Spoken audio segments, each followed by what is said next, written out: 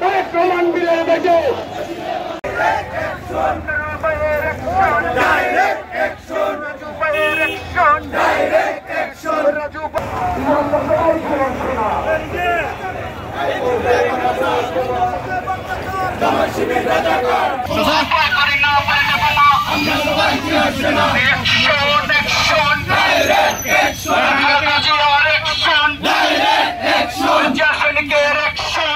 গত সময় উপস্থিত হয়েছেন সুনামগঞ্জ জেলা যুবদলের ভারপ্রাপ্ত সভাপতি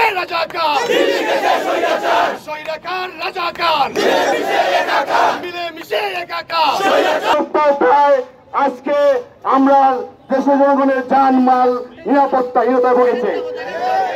তাই আমরা এই অন্তর্বর্তীকালীন সরকারের কাছে জোর দাবি জানাই, অবিলম্বে দেশে অবাধ নিরপেক্ষ সুষ্ঠু একটি নির্বাচনের অতীব জরুরি হয়ে দাঁড়িয়েছে।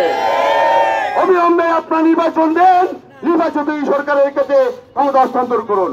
সম্মানীয় উপস্থিতি, মত সন্ত্রাসের মাধ্যমে জামাত শিবির বাংলাদেশকে একটি অরাজক পরিস্থিতি তৈরি করেছে, একটি সন্ত্রাসের রাজত্ব কায়েম করার প্রচেষ্টা লিপ্ত রয়েছে।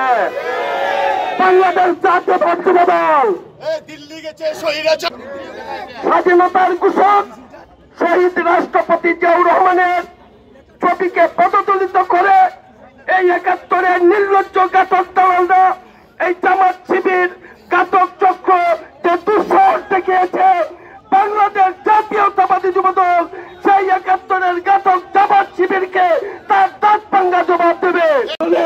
টাকা রোজগার এবং মানুষকে ইন্ধন দেওয়া ছাড়া তাদের বিকল্প আর কোন কাজ নেই। বাইরে আমরা বলতে চাই, আপনি ছিলেন আওয়ামী লীগের দালাল। আজকে বরিশালের সিটি নির্বাচনে উনি দাঁড়িয়েছিলেন, দেখছেন ছাত্রলীগের ছেলেরা খুশি দিয়ে উনার দাঁত ভেঙে দিয়েছিল। বাইরে আর আজকে উনি বাংলাদেশে এসে বাংলাদেশ জাতীয়তাবাদী শক্তির আন্দোলনের ফলে ছাত্র জনতার গণ অভ্যুত্থানের মাধ্যমে এই স্বৈরাচার খুনি হাসিনা ভারতে পালিয়ে গেছে। সংগ্রামী জাতীয় বন্ধুরা আমার,